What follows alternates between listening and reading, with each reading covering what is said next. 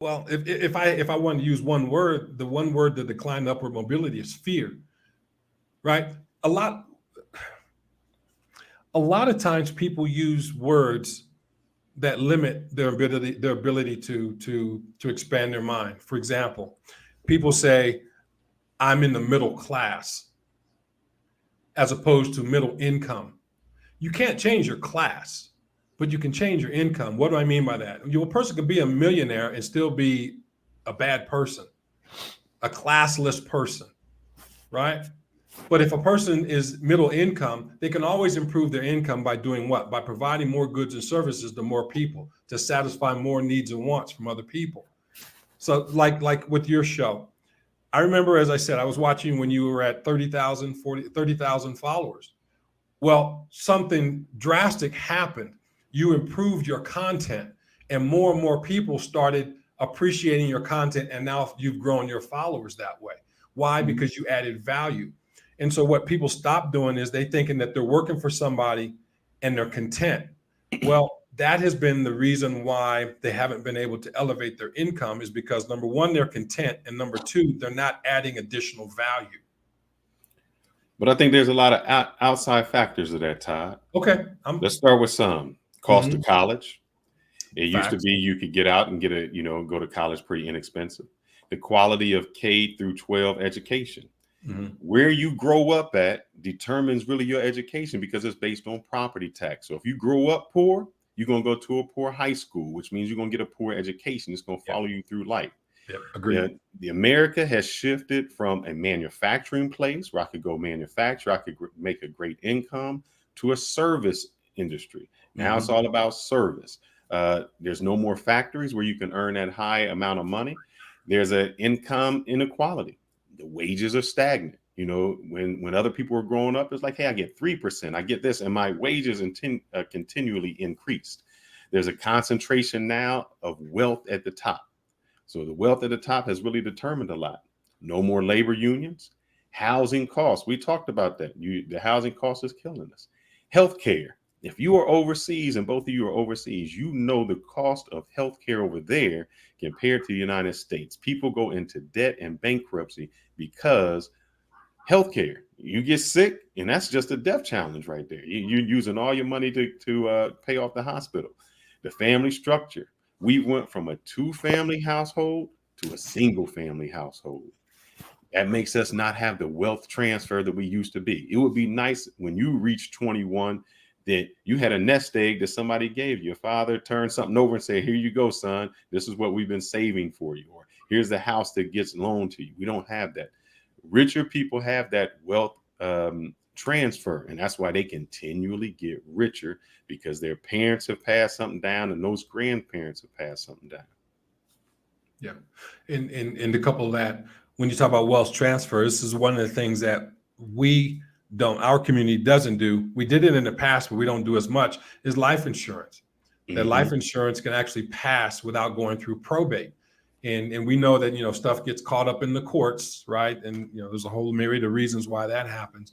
But, we don't pass something on to the next generation. And a lot of times wealthy people use that through trusts, by setting up family trusts, and then also by using life insurance. And that's an easy way to do wealth transfer. You're absolutely right.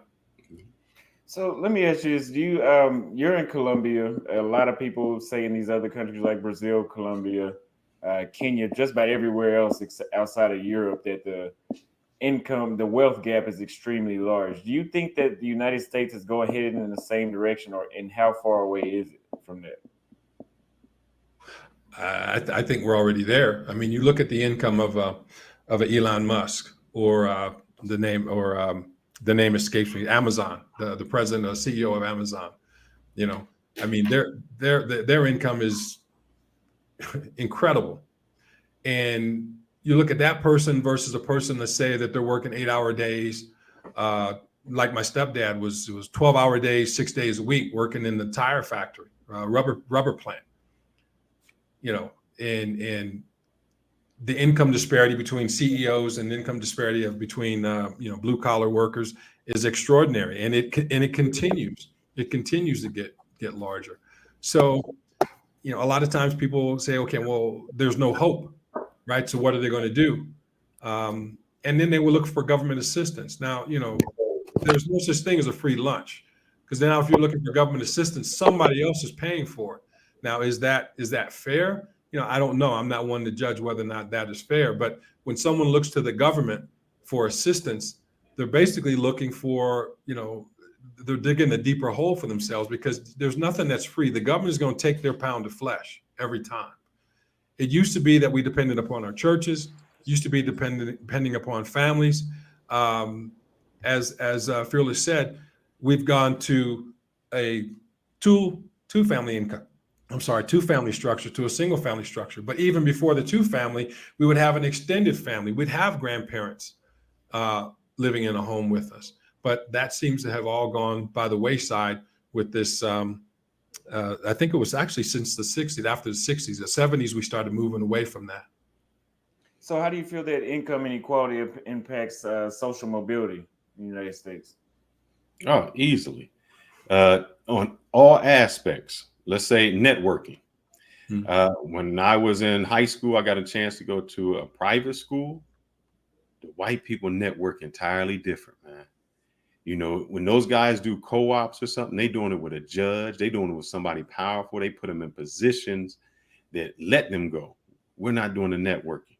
The social mobility, where you live at. When I grew up and I didn't have any money, it was food deserts. Everything was potato chips as snacks. Your health was bad. I didn't have walking trails or parks or anything like that. The neighborhood you lived in, you grew up with PSTD because everybody was getting hurt or something. You grew up with all this stress, man. You had no economic stability. And then what people don't understand is the politics of it. Poor people don't vote, so they don't care about you. The politics care about the people who vote. So that middle class and the rich, that's why all the laws get toward them. They trick you into believing that they're making laws for people who are less fortunate, but they're not. All that social mobility gets cut off at the knees. So I know, Austin, you're looking at it from, I got away, but I just want you to do this. You went to high school. How many of your people that graduated with you are doing anything remotely what you're doing?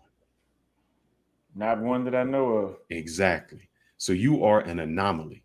So we can talk about the things that get to where you're at, but we also need to talk about the people who aren't even there, who aren't even doing the necessary things to get there.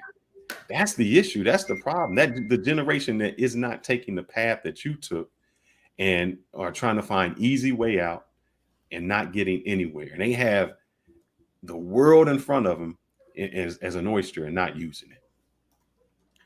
Okay, so I would agree. We have the first super chat from Andre Love crossing board. He says, receipts matter, support black male media. Great topic. 89% of those getting Social Security need an extra $585 monthly to live the life they afforded in 1991.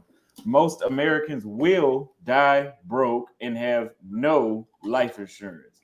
Thank you for the 40,000 Colombian pesos. And he also says, preach, taught, and fearless preach. Thank you very much for the super chat. Yes, they are on it tonight. So I want to make a point about when we talk about economics. Okay. Economics is really the study of choices. A lot of times people put money, dollars, and cents. That's finance. That's not economics. Mm-hmm. Economics are the choices that we make, right? We make economic choices every single day, right? And that's, again, talking about choices. I agree with what Fearless said. Every man and woman, all men and women are born equal until they leave the hospital. Then we ain't equal. Yeah. Why? Because we go to different environments. And the environments that we go to differ because our parents and grandparents made different choices. Exactly. So all behavior that we have becomes learned, even the language of victimization. And so when victimization becomes a learned behavior, we now have a closed mindset and we can't think of how to find opportunities to escape whatever situation that we're in. So it becomes very, very important that we read, we create a network where other individuals, if they're doing something that we've never thought of, that we say, hey, wait a minute, how did you do that? right? Because just as Fearless said, certain communities network differently. I've never met anybody that failed going to Harvard. I've never met anybody that flunked out of any Ivy League school. And I've met a lot of them that can't think their way out of a paper bag. But if you look at the positions that they have positions of power. Correct. And that allows them to, number one, have a more of a extended mindset. And it also allows them to have different opportunities. One of the things that has leveled the playing field is technology. Yep. But the technological divide in certain communities is immense. So one way that we can overcome our shortcomings when it comes to finances is to change the choices, change the economics, the way we think and the way we talk. And that becomes very, very important, especially if we're talking about, again, the American dream. The American dream still exists. But the door or the window is closing those opportunities for those to enter and actually have that as Fearless said, that white picket fence, the nice neighborhood, the Elysium, so to speak. That's what we're talking about. When we talk about the American dream is the Elysium, that now they live in different areas where those less than cannot reach. And that becomes a very different thing. I mean, housing prices in Texas to the $600,000 home, that pushes some people out of the market that they can't move there. They'd like to, but they just can't. So you, Fearless, you spoke about going into debt in order to go to college in places like that. So what role? Go ahead. Huh? No, what go ahead. role does educational attainment play in achieving the American dream in 2024? Education and knowledge. I'll give you an example. Somebody in the chat said Fearless is wearing a $12 Walmart shirt. That's right. Fearless is cool with that because Fearless make a lot of money, and I understand that somebody like Mark Zuckerberg wears a t-shirt and jeans. Why? Because he knows where to put his wealth at. And instead of me buying this $12 Walmart shirt, I'll take my extra money that I saved and I will invest it in Walmart. Instead of buying all the things from Amazon like you do, I'll put my stock in Amazon. And that's what separates the education from me and you. But to go back to your education, advanced degrees. Now you need advanced degrees. Just getting out of school or not being happy in that won't get you anywhere. But the great thing is there's a knowledge skill that you can do. When I came through, there wasn't anything online. You had to either go to school, somebody had to teach you. There was no way to get there. Now you have the internet that you can get any certification you want. You can sit down and learn any way that you necessary. So there should be no excuse for self-teaching, for YouTube, using social media. That has gone global. And so the education now, you have to be self-taught and you have to have some self-discipline. But it far exceeds anything that I had, Todd had, or anyone had. Just like you're able to get on you. And this is nothing offense against you. You don't have a college education, but you can still make six figures. You mobilize and utilize the technology that was available to you and expanded upon that. That's how education has changed. Education before was sit down in this room, learn what I'm going to teach you, and really don't think outside the box. Now you can think outside the box. You can be more innovative. You can create things and disrupt way more than what it was. And the disruption is this. You used to have to stay in a hotel. Now you got Airbnb because somebody said I'm thinking differently. You used to have to always get a taxi. Now you can get Uber. Somebody thought differently. I used to have to go to the store and get my food. Now I can call up, get Amazon Eats, Uber Eats, whatever, and I can have that delivered to me. That's the innovation that happens when you can use your technology and that knowledge. And that didn't require a college degree. Right. Someone in the chat said something about you cannot be a manager if you don't have a college degree. That is very far from the truth.